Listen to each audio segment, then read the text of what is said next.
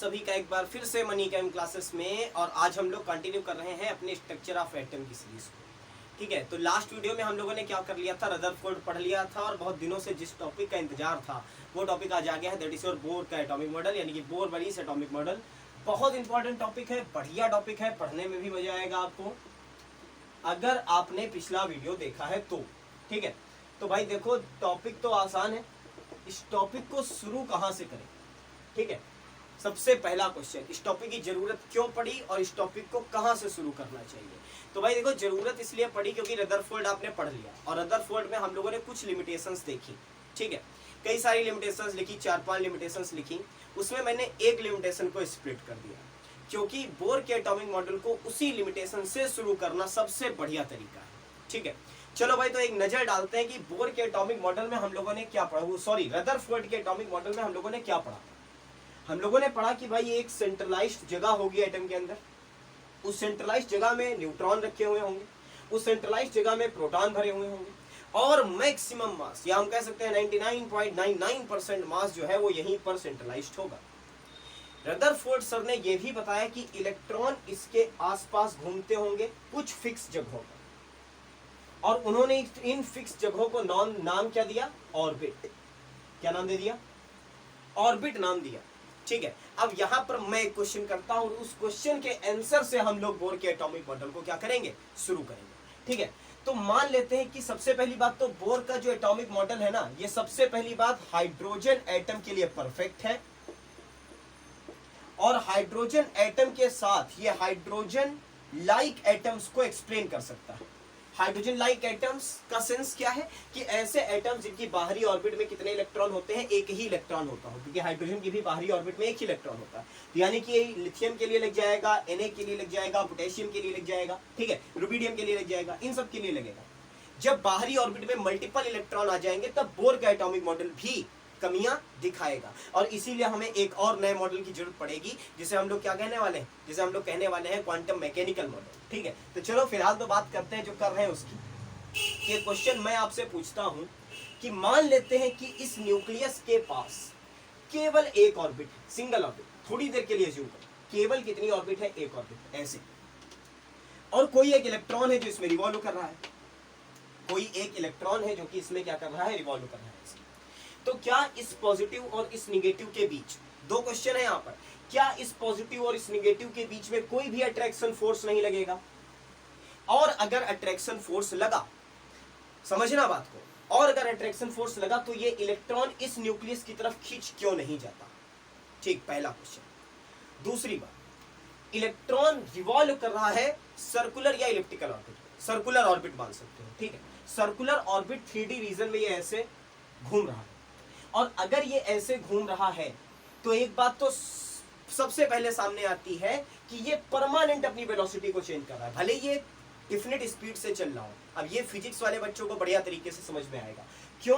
क्योंकि भाई हर एक पॉइंट पर इसकी डायरेक्शन क्या हो रही है, बदल रही है, और अगर हर एक पॉइंट पर इसकी डायरेक्शन बदल रही है, ध्यान से सुनना बात को, तो सर्कुलर पाथ मेंटेन करने के लिए हमें एक्सटर्नल एनर्जी की जरूरत पड़ती और अगर इसे बाहर से एक्सटर्नल एनर्जी नहीं मिलती तो ये इस सर्कुलर पाथ के दौरान अपनी एनर्जी खो देता और अगर ये अपनी एनर्जी खोता तो क्या होता, तो होता ये कि इसका सर्कुलर पाथ बन जाता है एक स्पाइरल पाथ और ऐसे ऐसे घूमते घूमते ये लड़ जाता जाके किसमें, न्यूक्लियस में। अब ये क्यों नहीं होता, इसे भी रदरफोर्ड जी ने एक्सप्लेन नहीं किया। क्वेश्चन पूछा गया उनसे कि सर ऐसा हो जाना चाहिए, एनर्जी लूज होनी चाहिए, इलेक्ट्रॉन की एनर्जी खोनी चाहिए और एनर्जी खोते खोते खोते खोते इलेक्ट्रॉन को घूम करके एक स्पाइरल पाथ के दौरान न्यूक्लियस से जाकर के लड़ जाना चाहिए, लेकिन ऐसा नहीं होता। तो मेन इस समस्या को खत्म किया किन्होंने, बोर सर ने, और वहां से कॉन्सेप्ट उठा ऑर्बिट का, सेल का, सब सेल का, स्टेबिलिटी ऑफ एटम का और आगे की चीजों का। तो भाई कहां से शुरू करना चाहिए, हमें शुरू करना चाहिए इस पॉइंट से कि इलेक्ट्रॉन सर्कुलर ऑर्बिट्स में घूमने के दौरान अपनी एनर्जी क्यों नहीं खोता है। ठीक, इस क्वेश्चन से शुरू करते हैं। चलो भाई समझ में आया कि क्यों जरूरत पड़ी थी बोर के एटॉमिक मॉडल की और क्यों रदरफोर्ड जी का एटॉमिक मॉडल फेल हो गया, क्योंकि बाकी तो सिमिलर थी चीजें ना, बस उन्होंने प्रोटॉन को, कौन सा, न्यूट्रॉन को न्यूक्लियस के अंदर फिट कर दिया था और इलेक्ट्रॉन्स को सर्कुलर ऑर्बिट में फिट कर दिया था। बाकी तो जे थॉमसन सर भी पता कर गए, रेंज भी सेम आई थी। तो मेन दिक्कत यहाँ पर थी। तो बोर सर के एटॉमिक मॉडल का पहला पॉइंट, और वो पहला पॉइंट क्या है कि इलेक्ट्रॉन्स आर रिवॉल्विंग, बस शुरू करते हैं भाई, electrons are revolving in fix path, electron fix path पर रिवॉल्व करते हैं। इन फिक्स पाथ को हम लोग क्या कह सकते हैं, हम लोग कहते हैं ऑर्बिट, या हम लोग कहते हैं एनर्जी लेवल, क्या कहते हैं, एनर्जी लेवल, या फिर हम लोग कहते हैं एनर्जी स्टेट। ठीक, कि electrons are revolving in fix path, जिन फिक्स पाथ को या तो हम ऑर्बिट कहेंगे, या हम एनर्जी लेवल कहेंगे, या फिर हम क्या कहेंगे, एनर्जी स्टेट कहेंगे, जिन्हें किनसे रिप्रेजेंट किया इन्होंने, K L M N and so on, या फिर कह सकते हो स्टैंडर्ड वे में 1 2 3 4 एंड सो ऑन। पहली बात उन्होंने प्रिडिक्शन की कि इलेक्ट्रॉन कुछ फिक्स जगहों पर ही रिवॉल्व करेगा, ऐसा नहीं कि कहीं पर भी इलेक्ट्रॉन के होने की प्रोबेबिलिटी हो कि न्यूक्लियस के आसपास कहीं पर भी घूम रहे हैं। इनके घूमने की कुछ फिक्स जगहें होंगी, कुछ फिक्स स्पेस होगा, और उन स्पेस को हम लोग क्या कहेंगे, ऑर्बिट कहेंगे, या एनर्जी लेवल कहेंगे, या एनर्जी स्टेट कहेंगे। रिप्रेजेंट किससे करेंगे, KLMN से या 1 2 3 4 से। अब यहाँ पर वो बात कहाँ आई कि सर एनर्जी क्यों नहीं खोता। अब अगला पॉइंट देखोगे और वहां पर से ये बात सामने आएगी, और वो बात है कि energy of electron, energy of electron is equal to energy of orbit. ठीक, इलेक्ट्रॉन उसी ऑर्बिट में रहेगा जिस ऑर्बिट के बराबर उस इलेक्ट्रॉन के पास एनर्जी होगी। मान लेते हैं दो ऑर्बिट है, दो एनर्जी स्टेट है, एक बड़ा एनर्जी स्टेट है E2, एक छोटा एनर्जी स्टेट है E1। ठीक है, एक बड़ा एनर्जी स्टेट है E2, गेम शुरू होता है यहां से, एक बड़ा एनर्जी स्टेट है E2, एक छोटा एनर्जी स्टेट है E1, और इलेक्ट्रॉन बैठा है E1 में, और हम इसे बाहर से लाइट दे रहे हैं, h new, photons. h new क्या होता है, न्यू होती है फ्रीक्वेंसी ऑफ लाइट, h होता है प्लांक कांस्टेंट, और h न्यू होती है एक फोटोन की एनर्जी। अब जिनको फोटोन नहीं पता उनको पता होना चाहिए कि भाई लाइट का क्वांटाइजेशन जब देखा जाता है तो माना जाता है कि लाइट एनर्जी पैकेट्स के रूप में चलती है। इस एक पैकेट को हम कहते हैं फोटोन, और इस फोटोन की एनर्जी होती है h न्यू। अगर एक फोटोन आया तो एक h न्यू, दो फोटोन आए तो दो h न्यू, तीन फोटोन आए तो तीन h न्यू, एक्सेट्रा। ठीक है, चलो भाई आगे बढ़ते हैं। तो अगर हमने इस एनर्जी गैप के बराबर इस एनर्जी दी तो ये इलेक्ट्रॉन भागेगा इधर उधर। ठीक, इसकी भी बात करनी है अभी आगे, लेकिन यहां पर क्या समझना है कि अगर E1 के बराबर एनर्जी है तो यहां होगा, और अगर E2 के बराबर एनर्जी है तो यहां होगा। अब फिर वही बात, सर एनर्जी लूज क्यों नहीं कर रहा। तो भाई यहां पर एक छोटा सा कॉन्सेप्ट है, और वो ये है कि भाई अगर सराउंडिंग और सिस्टम के बीच एनर्जी गैप ना हो, ठीक ध्यान से समझना बात को, अगर सिस्टम और सराउंडिंग के बीच एनर्जी गैप ना हो तो एनर्जी का इधर से उधर ट्रांसफर नहीं होता। ठीक है, तो यहां पर जो ऑर्बिट है ये है सराउंडिंग, और ये जो एनर्जी ऑफ इलेक्ट्रॉन है ये है आपका सिस्टम। तो एनर्जी ऑफ इलेक्ट्रॉन और एनर्जी ऑफ ऑर्बिट के बीच में कोई एनर्जी गैप नहीं होता, इसलिए पहली कंडीशन तो ये खत्म हो जाती है कि इलेक्ट्रॉन अपने आप एनर्जी को लूज करेगा। अब दूसरी बात क्या है कि सर रिवॉल्व तो कर रहा है, अभी भी रिवॉल्व तो अभी भी कर रहा है। तो रिवॉल्व करते टाइम आपको शायद एक बात पता हो कि दो तरीके के फोर्स चाहिए हमें सेंट्रीपिटल बनाने के लिए, यानी कि सर्कुलर पाथ बनाने के लिए, एक सेंट्रीपिटल एक सेंट्रीफ्यूगल। अगर बाहर की तरफ जा रहा है तो उसको सर्कुलर पाथ पे लाने के लिए एक फोर्स चाहिए जो उसे सेंटर की तरफ खींचता हो। अब सोचो ये मार्कर का जो हिस्सा है आगे का, ये इलेक्ट्रॉन है और ये सर्कुलर ऑर्बिट में ऐसे रिवॉल्व कर रहा है। अगर पीछे से अट्रैक्शन फोर्स छूट जाए तो ये इलेक्ट्रॉन आयनाइज हो जाएगा, निकल जाएगा। लेकिन अगर इसको सेंटर से अट्रैक्शन फोर्स मिल रहा है, ध्यान से सुनना बात को, और इसका सेंट्रीफ्यूगल और इसका सेंट्रीपिटल बराबर आ गया, तो ये ऐसे ही मेंटेन रहेगा। ठीक है, ऐसे मेंटेन रहेगा। मेंटेन रहने का मतलब सर्कुलर पाथ को मेंटेन करने का। तो कहने का मतलब ये है कि हम लोग यहाँ पर एक बात लिख सकते हैं, क्या लिख सकते हैं कि इन इट्स ऑर्बिट, कौन, इलेक्ट्रॉन अपनी ऑर्बिट में don't lose its energy. Electron जब तक अपनी ऑर्बिट में होता है तब तक वो एनर्जी को ना तो गेन करता है और ना ही लूज करता है। अब गेन कब करेगा, जब उसे एक्सटर्नल एनर्जी प्रोवाइड करी जाएगी, अपने आप नहीं गेन करेगा, ना ही अपने आप लूज करेगा। ठीक है, तो दोनों बातें खत्म हो गई कि भाई इलेक्ट्रॉन एक फिक्स पाथ पर कैसे चल रहा है।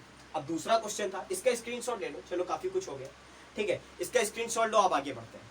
आगे की बात ये थी कि ये तो बताइए सर कि कहां कहां पर होगा, यानी कि आपने कहा कि कुछ फिक्स पाथ है, वो फिक्स पाथ कहां कहां पर है। तो उन फिक्स पाथ की बात करते हैं आगे। और उन फिक्स पाथ के बारे में बताया बोर सर ने कि इलेक्ट्रॉन के लिए, ध्यान से सुनना बात को, इलेक्ट्रॉन के लिए वही पाथ क्या होगा, वही पाथ फिक्स किया जाएगा जहां पर उसका एंगुलर मोमेंटम, पूरी बात सुन लो, जहां पर उसका एंगुलर मोमेंटम h/2 का होल मल्टीपल हो। ठीक है, अब इस पर एक अलग वीडियो बन सकता है, ये इतना बढ़िया टॉपिक है। ठीक है, लेकिन फिलहाल हमें क्या जानना है, फिलहाल हमें जानना है ये कि फिक्स पाथ जो थे, जो फिक्स पाथ जिन्हें हम क्या कह रहे थे, ऑर्बिट। ठीक, वो फिक्स पाथ जिन्हें हम क्या कह रहे थे, ऑर्बिट, वो केवल तभी परमिट होती, permitted only when the angular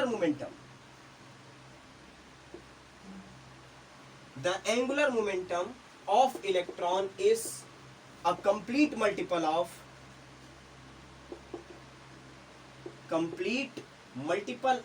h/2 pi। अब बात आ गई सर फिर से एक चीज, एंगुलर मोमेंटम, ये कहां से आ गई? ठीक है, तो भाई देखो एंगुलर मोमेंटम क्या होता है, 2 मिनट में समझा दूंगा। मोमेंटम याद है सबको, mass into velocity, mass into velocity, mv, ये होता है मोमेंटम। अगर एंगुलर मोमेंटम लाना है तो मल्टीप्लाई कर दो रेडियस से, जितनी रेडियस हो उससे मल्टीप्लाई कर दो, एंगुलर मोमेंटम तैयार, ओमेगा। ठीक है, फिजिक्स में पढ़ा होगा सबने, फर्स्ट ईयर में भी और उससे पहले भी पढ़ रखा है।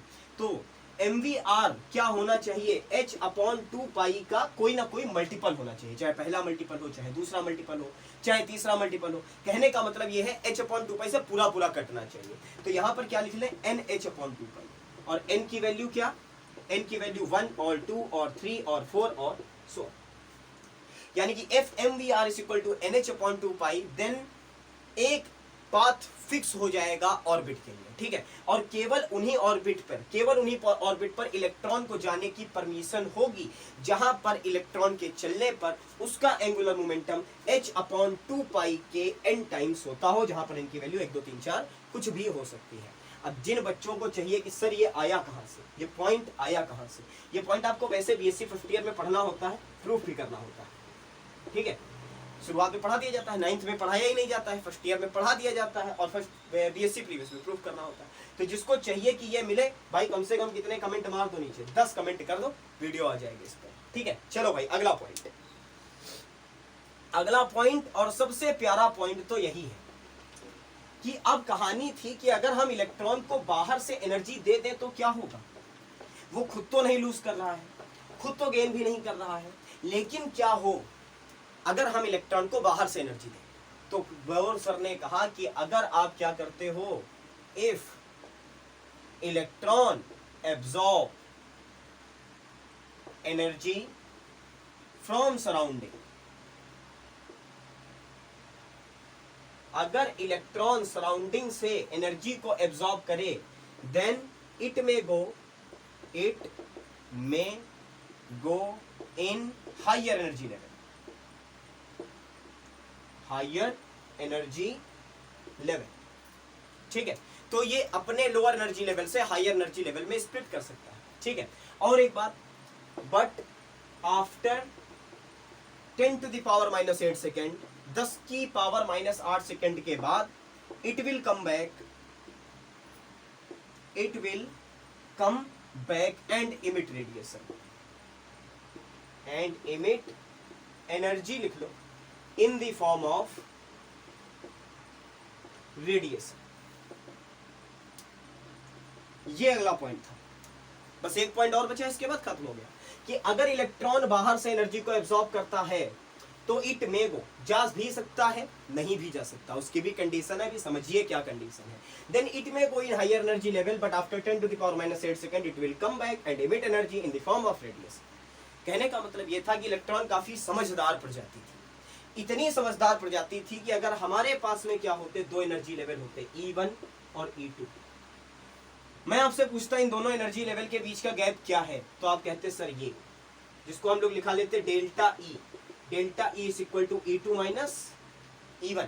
बहुत ज्यादा एनर्जी गैप तो नहीं होगा, but delta is equal to E2 minus E1, higher में से लोअर वाली घटा दो, इतना एनर्जी गैप होगा। अब यहां पर एक इलेक्ट्रॉन बैठा है, बहुत ध्यान से समझिएगा, यहां पर एक इलेक्ट्रॉन बैठा है और हम उसको एनर्जी दे रहे हैं बाहर से, थोड़ी देर के लिए मान लेते हैं कि डेल्टा ई की वैल्यू 4 एच न्यू के बराबर है। ये जो डेल्टा ई है ना, ये गए 4 एच न्यू के बराबर है, और हम लाए गए भाई साहब कितनी ले लो, 3 एच न्यू ले लो, तो ये एब्जॉर्ब ही नहीं करेगा। ये है क्वांटाइजेशन ऑफ एनर्जी, ये एब्जॉर्ब ही नहीं करेगा। 2 एच न्यू दे, एब्जॉर्ब ही नहीं करेगा। कब एब्जॉर्ब करेगा? जब इसे कितनी मिल जाए, 4 एच न्यू।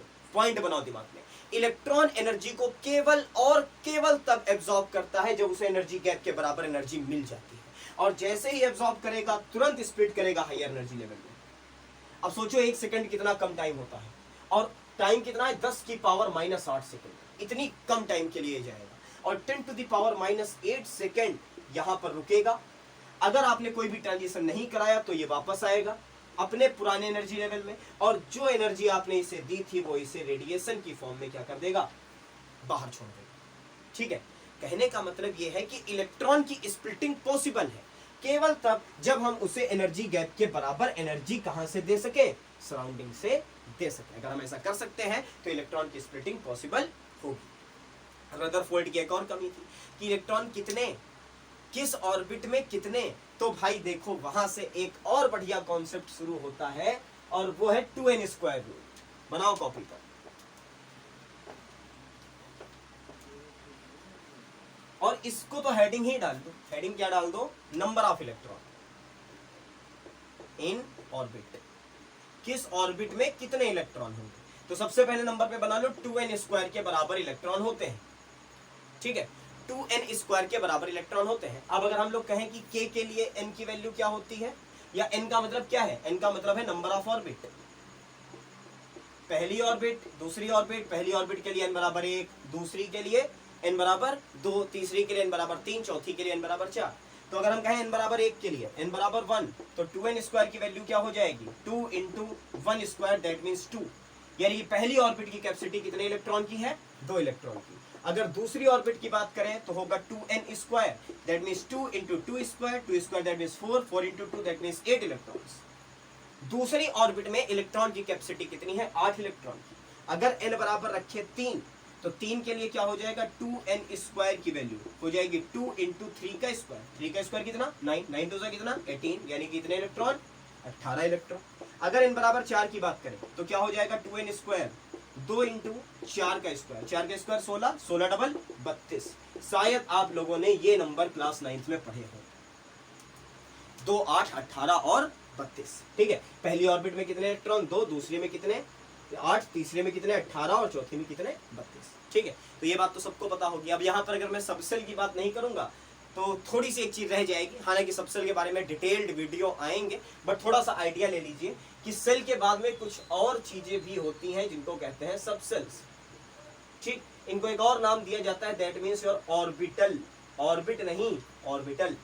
और ऑर्बिटल के बारे में सब कुछ बताऊंगा। फिलहाल आप क्या समझो, सबसेल समझो कि 3-4 तरीके के सबसेल पाए गए भाई। कौन से, एस नाम दिया गया, पी नाम दिया गया, डी नाम दिया गया और एफ नाम दिया गया। ठीक है, जब ऑर्बिटल पढ़ाऊंगा तो बहुत अच्छे से क्लियर होगा। वहां यहां से शुरू करूंगा कि ऑर्बिटल क्या होती है, ठीक है, कितनी तरीके की होती है, फिर एसपीडीएफ ऑर्बिटल का बनाने का रीजन क्या था, एसपीडीएफ नाम तो दे दिए गए, कैसी होती है देखने में, और क्यों 3D स्पेस में हम लोगों ने ऑर्बिटल को लिया। लेकिन फिलहाल आपको पता होना चाहिए कि एस में कितने इलेक्ट्रॉन की कैपेसिटी होती है, 2, पी में कितने 6, डी में कितने 10, और एफ की कितनी होती है 14। शायद ये भी सबको पता हो, एस की कैपेसिटी 2 इलेक्ट्रॉन, पी की कैपेसिटी 6 इलेक्ट्रॉन, डी की कैपेसिटी 10 इलेक्ट्रॉन और एफ की कैपेसिटी 14 इलेक्ट्रॉन।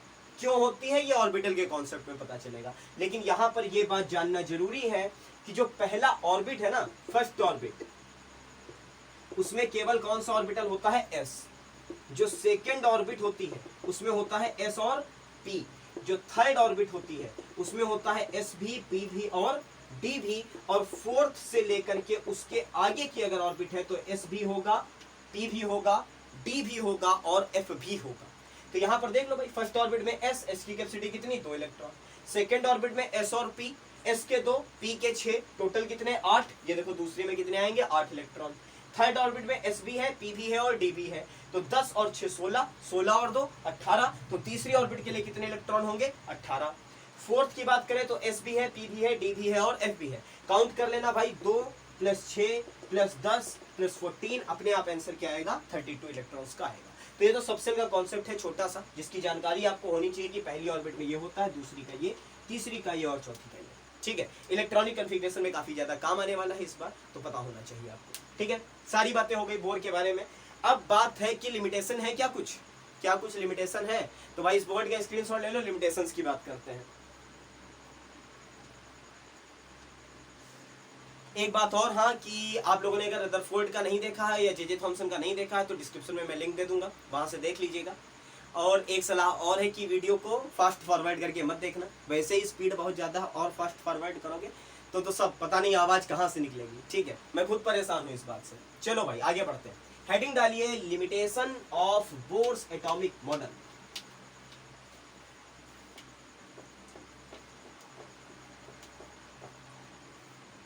ठीक है, तो पहली लिमिटेशन क्या है वो तो हम लोगों ने स्टार्टिंग में ही डिस्कस कर ली। लिमिटेशन ये है कि if any atom have multiple electron in outer most orbit, hydrogen और हाइड्रोजन गैसों के लिए तो परफेक्ट था, लेकिन अगर कोई ऐसा एटम होता जिसमें एक से ज्यादा इलेक्ट्रॉन थे, मल्टीपल इलेक्ट्रॉन थे आउटर मोस्ट ऑर्बिट में, तो it can't explain spectrum for that atom. ठीक है, अब स्पेक्ट्रम की बात जब मैं हाइड्रोजन स्पेक्ट्रम पढ़ाऊंगा आपको, लाइमन बामर पाशन ब्रैकेट और फुंड सीरीज, तब क्लियर होगा। फिलहाल तो ये समझो कि लिमिटेशन क्या थी कि हाइड्रोजन और हाइड्रोजन जैसे एटम्स के लिए परफेक्ट है, उसके अलावा अगर कोई एटम आता है तो पूरी तरीके से परफेक्टली बोर का एटॉमिक मॉडल उसे एक्सप्लेन नहीं करता। ठीक है, दूसरी बात क्या है, इट कांट एक्सप्लेन। अब यहां से तो मेन कहानी शुरू हो रही है यार, अभी डरोगे तो हो गया काम। It can't explain Heisenberg uncertainty principle. इस टॉपिक को तो बहुत अच्छे से पढ़ना है। ये टॉपिक एमएससी तक नहीं छोड़ेगा पीछा, अगर आपने केमिस्ट्री से रहे या साइंस से भी रहे तब भी ये टॉपिक तो नहीं छोड़ेगा, क्योंकि ये फिजिक्स में भी क्वांटम में आपको मिलने वाला है और केमिस्ट्री में भी मिलेगा। तो ये एक्सप्लेन नहीं कर सकता था किसको, हाइजेनबर्ग अनसर्टेनिटी प्रिंसिपल को। अब देखो एक चीज और थी, स्टेबिलिटी को तो एक्सप्लेन इसने किया। हम लोग पीछे के वीडियोस में अगर आपने देखा होगा तो क्या पढ़ते थे, it can't explain how and why the bonds are form. ठीक है, हाउ एंड वाई, क्यों और कैसे बॉन्ड का फॉर्मेशन होता है, ये नहीं एक्सप्लेन करता था। ठीक, यही तो पढ़ा। ये तो बताता था कि why the bonds are form. ठीक, कि ये स्टेबिलिटी तो बताता था, ऑक्टेट रूल इसी के बेसिस पे आएगी भाई, बाहरी ऑर्बिट में कंप्लीट इलेक्ट्रॉन होने चाहिए। ठीक है, लेकिन why the bonds are form तो करता था, but how the bonds are form, इसको परफेक्ट तरीके से एक्सप्लेन नहीं कर सकता था। ठीक है, ये वाला तो एक्सप्लेन कर लेता कि इलेक्ट्रॉन हाँ इधर से उधर, आयनिक बॉन्ड तो एक्सप्लेन हो जाता है। ठीक है, लेकिन जो हमारे पास में कॉन्सेप्चुअल बेसिस पे होना चाहिए कि हाँ बॉन्ड इस तरीके से बनते होंगे वेव मैकेनिक्स के अकॉर्डिंग, उसको ये पूरी तरीके से एक्सप्लेन नहीं करता था। ठीक है, या यहाँ पर एक चीज और लिख सकते हो, स्टेबिलिटी भी कई किताबों में लिखा है कि स्टेबिलिटी ऑफ एटम को नहीं एक्सप्लेन कर पाएगा, जबकि स्टेबिलिटी को कुछ हद तक इसने एक्सप्लेन किया है। ठीक है, अच्छा, फोर्थ पॉइंट और लास्ट पॉइंट की अगर बात करें तो फोर्थ पॉइंट क्या होना चाहिए इसके लिए, वो ये होना चाहिए कि डुअल बिहेवियर ऑफ इलेक्ट्रॉन को नहीं कर सका। ये डुअल बिहेवियर ऑफ इलेक्ट्रॉन को ये एक्सप्लेन नहीं कर पाया, क्योंकि अब माना जाता है कि आप क्या, जब से क्वांटम आई है तभी से माना जाता है कि क्वांटम, ये इलेक्ट्रॉन जैसे पार्टिकल में वेव नेचर भी होता है और पार्टिकल नेचर भी होता है। और इसी का तो मैं इंतजार कर रहा हूँ कि कब ये टॉपिक शुरू हो, और ये टॉपिक अगला है, ध्यान दे लो यहाँ पर। ठीक है, तुम्ही लोगों से कह रहा हूँ, इस टॉपिक का इंतजार कर रहा था मैं, और ये टॉपिक अगला है कि वेव नेचर। तो अगला जो वीडियो आएगा वो वेव के बारे में ही आएगा, वेव क्या होती है, कैसी होती है, सब कुछ वेव के बारे में। और उसके बाद में सीधे चलेंगे हम लोग डी ब्रॉगली रिलेशन पे और प्रूव करेंगे कि दोनों नेचर होते हैं, वेव नेचर भी होता है और पार्टिकल नेचर भी होता है, और वहां से तो डुबो का निकाल दूंगा केमिस्ट्री के अंदर। हाँ चलो भाई, तो डुअल बिहेवियर ऑफ इलेक्ट्रॉन को नहीं एक्सप्लेन कर सका, इतनी लिमिटेशन आपको बोर की पता होनी चाहिए। ले लो भाई स्क्रीनशॉट। ठीक है, ये आपका बोर का एटॉमिक मॉडल क्या हो गया, कंप्लीट हो गया पूरी तरीके से। ठीक है, तो अगला टॉपिक क्या होगा मैंने बता दिया, अगला टॉपिक होगा वेव मैकेनिकल मॉडल। उसके पहले एक वीडियो वेव पर पढ़ेंगे, वेव क्या होती है, सब कुछ वेव के बारे में। कुछ रिलेशन है जो जरूरत पड़ेगी हमें आगे, इसलिए पढ़ना जरूरी है। और उसके बाद में हम लोग क्या कंटिन्यू करेंगे, अपना केमिकल बॉन्डिंग शुरू करेंगे। इसके बाद में कुछ टॉपिक मैं आपको रिमेंबर करा दूं जो रह गए हैं। सबसे पहले डी ब्रॉगली का रिलेशन पढ़ेंगे, वेव को पढ़ने के बाद एक लेक्चर में वेव आएगी, अगले में डी ब्रॉगली रिलेशन आएगा, उसके अगले में क्या आएगा आपका क्वांटम मैकेनिकल मॉडल आएगा। क्वांटम मैकेनिकल मॉडल के बाद में मैं आपको पढ़ाऊंगा क्या, उसके बाद में बाकी कहाँ, तो बॉन्डिंग, केमिकल बॉन्डिंग, बॉन्ड कैसे बनते हो तो केमिकल बॉन्डिंग में ही पढ़ेंगे हम लोग। उसके बाद में हम लोग पढ़ेंगे क्वांटम नंबर्स। क्वांटम नंबर के बाद में 3 रूल, अफबाउ का, पाउली का और हुंड का, और इन 3 रूल्स को पढ़ने के बाद हमारा ये चैप्टर क्लोज हो जाएगा। ठीक है, तो बहुत जल्द मिलता हूँ आपसे अगली वीडियो में वेव के साथ में, तब तक के लिए थैंक यू सो मच।